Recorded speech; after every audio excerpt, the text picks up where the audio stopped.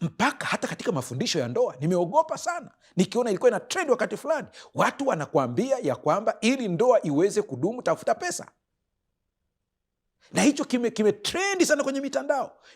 Ni kushifti, ni kutoa ukweli na kuweka elimu ya kidunia katika masuala ya kiroho. Mimi sikubaliana na hilo kabisa kabisa kabisa. Kuna watu wana pesa na ndoa zinavunjika. Bill Gates ndoa ilivunjika, utaniambia na shida gani? Kuna matajiri wakubwa sana ambao hawana amani katika ndoa zao. Mimi nasema hivi, ukitaka ndoa yako iweze kudumu vizuri kwa amani, sina maana hamtakuwa na changamoto, lakini ukweli uko hapa, tafuta hekima ya kimungu. Simple. Hekima ya kimungu itakuongoza namna ya kupenda. Hekima ya kimungu itakuongoza namna ya kuheshimu mume. Hekima ya kimungu itakufundisha kumlea mtoto. Hekima ya kimungu ina kila kitu.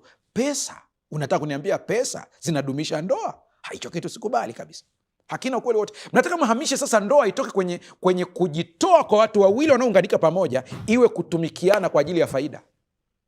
Hakuna kitu kama hicho.